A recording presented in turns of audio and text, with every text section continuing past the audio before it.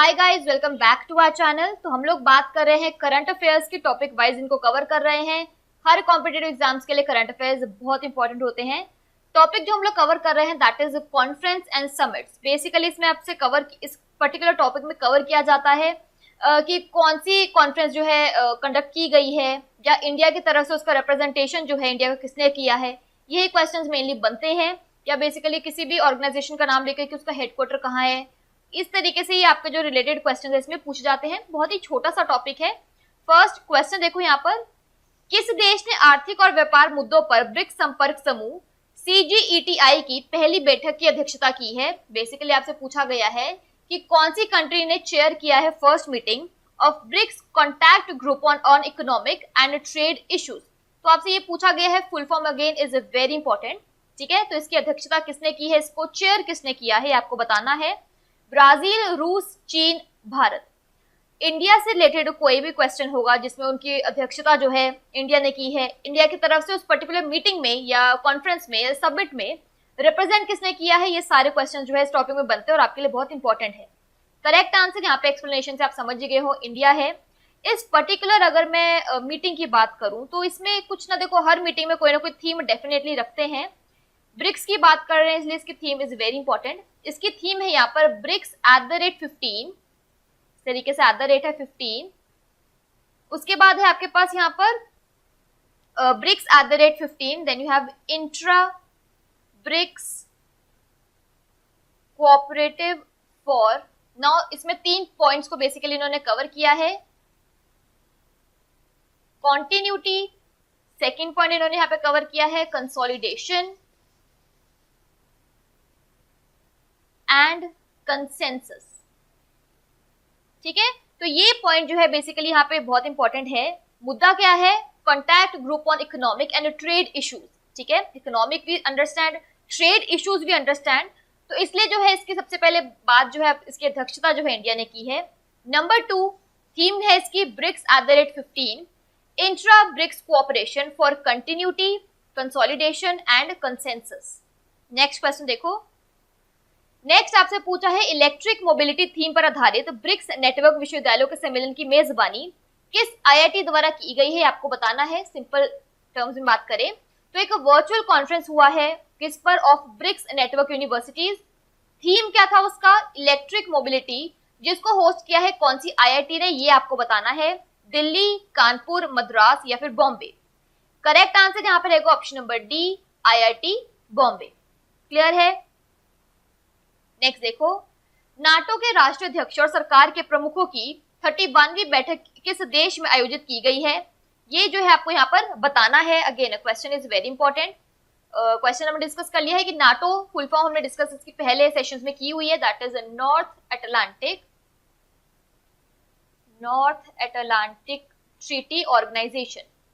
ठीक है, full form पता होनी चाहिए, हमने पहले भी डिस्कस की हुई है कि नाटो के जितने भी हेड ऑफ गवर्नमेंट है या हेड ऑफ स्टेट्स हैं, इन्होंने जो है 31st मीटिंग जो है नाटो के कौन सी कंट्री में इसको आयोजन किया गया है या किस में इसको हेल्ड किया गया है। London UK, Madrid Spain, Brussels Belgium या फिर वॉर्सो पोलैंड। करेक्ट आंसर यहाँ पे रहेगा option number C, Brussels Belgium में। Full form is important, meeting कहाँ हुई है, एडिशन क्या है, क्वेश्चन में मेंशन्ड है, बहुत इंपॉर्टेंट है। नेक्स्ट देखो, चलिए नेक्स्ट यहाँ पे बात करेंगे विश्व सतत विकास शिखर सम्मेलन 2021 की थीम क्या है, that is world sustainable development summit 2021 की थीम पूछी गई है। ABCD में आप ऑप्शन देख रहे हैं, करेक्ट आंसर आपको यहाँ पर बताना है। करेक्ट आंसर क्योंकि बहुत बड़े बड़े हैं, आई डोंट वांट कि ज्यादा टाइम यहाँ पे लगे, ऑप्शन नंबर बी जो है आपको यहाँ पे बिल्कुल करेक्ट रहेगा, that is redefining our common future, safe and secure environment for all.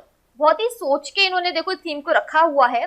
Point क्या है कि हम सबका जो कॉमन फ्यूचर है उसको रीडिफाइन करना। वो क्या है हमारा, कि हमारे पास सेफ और सिक्योर एनवायरनमेंट हो सबके लिए। अमेजिंगली फ्रेम्ड इसकी थीम है, ऑप्शन नंबर बी यहाँ पर बिल्कुल करेक्ट है।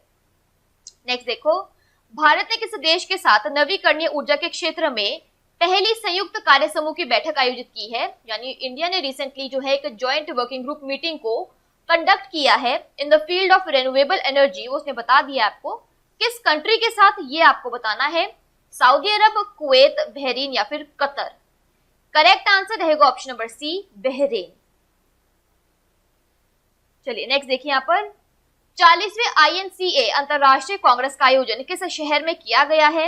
एडिशन आपको बताया है, INCA की इंटरनेशनल कांग्रेस की बात हो रही है। कौन सी सिटी में इसका जो है हेल्ड किया गया है ये आपको बताना है। मुंबई, हैदराबाद, बैंगलोर या फिर कोलकाता। ठीक है, आंसर ऑफ कोर्स आपको यहाँ पे करना है। इन द मीन टाइम अगर मैं यहाँ पे बात करूं INCA की, दैट इज इंडियन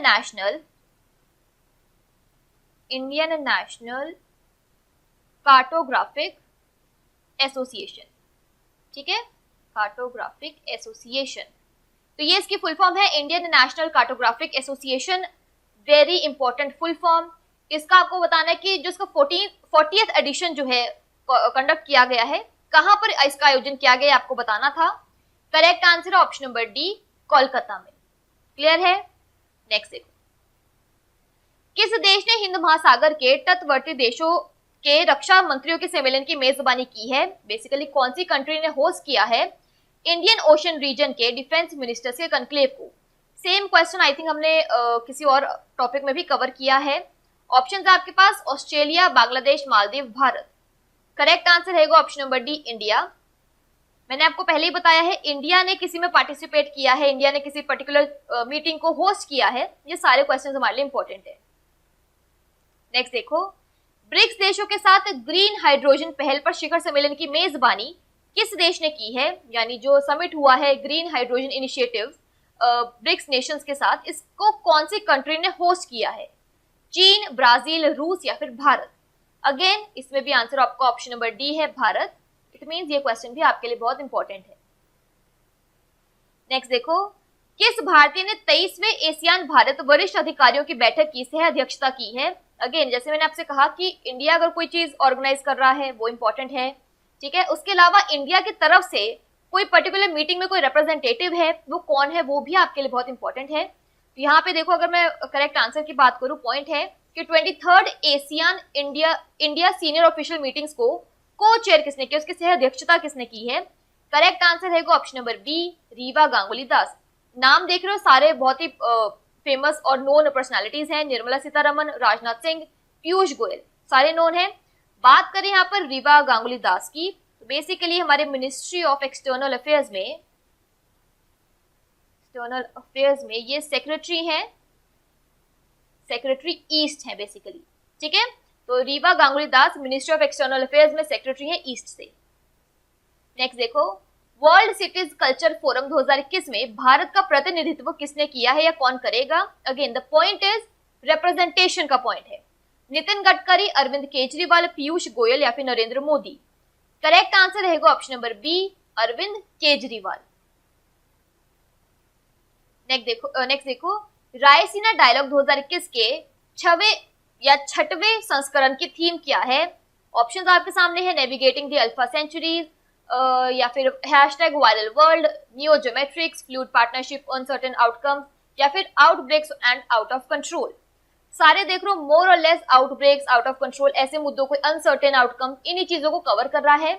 पॉइंट है आपको बताना है कि रायसीना डायलॉग 2021 के 6th एडिशन की थीम क्या है।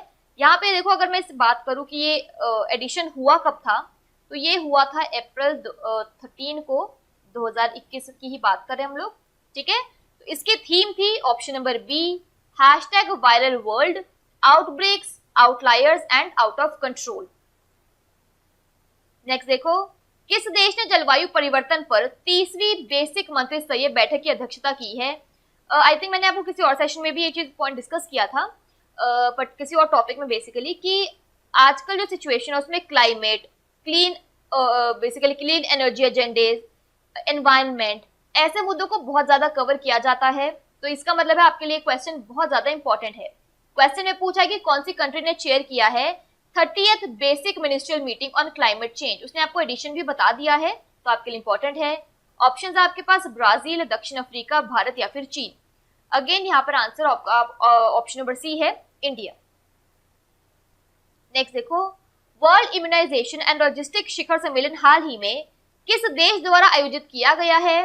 ब्रिटेन, भारत, चीन, संयुक्त अरब अमीरात। बात हो रही है यहाँ पर वर्ल्ड इम्यूनाइजेशन एंड लॉजिस्टिक शिखर सम्मेलन की। ठीक है, ऑप्शंस हमने डिस्कस कर लिए हैं। करेक्ट आंसर है ऑप्शन नंबर डी, संयुक्त अरब अमीरात यानी UAE।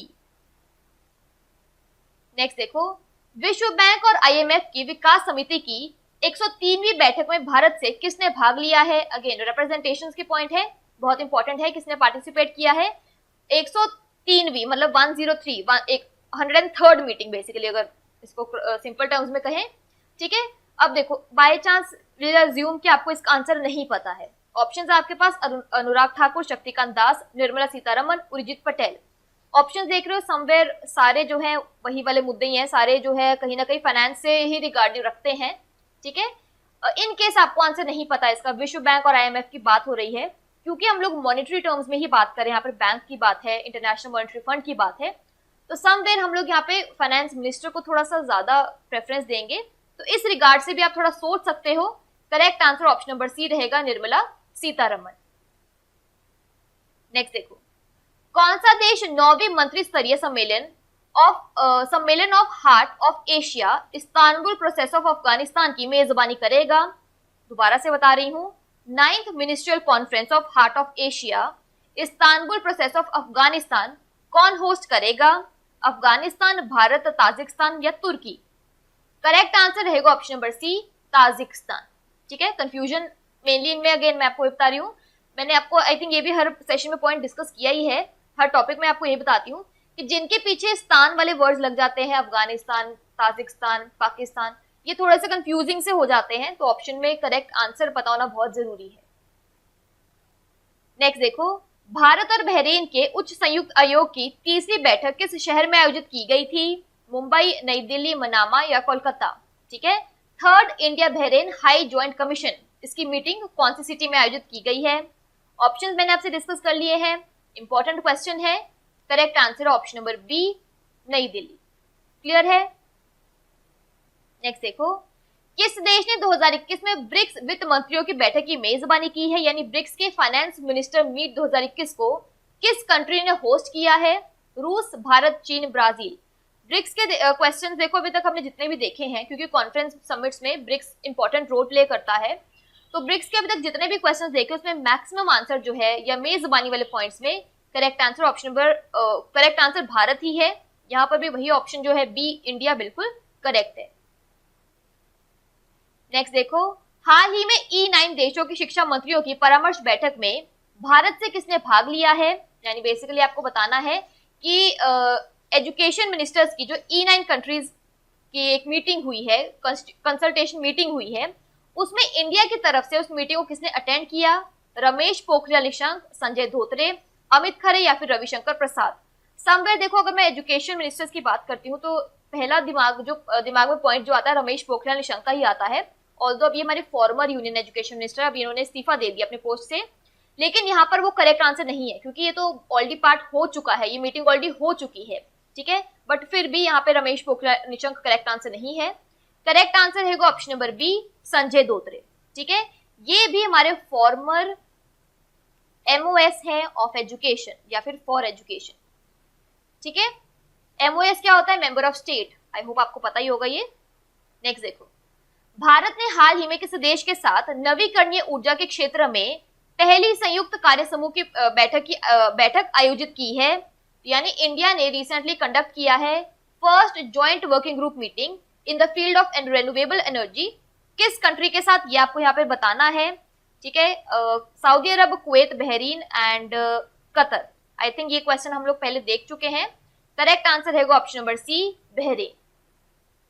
लास्ट क्वेश्चन देखो इस पर्टिकुलर टॉपिक के लिए, प्रधानमंत्री नरेंद्र मोदी ने किस अन्य नेता के साथ क्वाड फ्रेमवर्क के पहले लीडर समिट में भाग लिया है?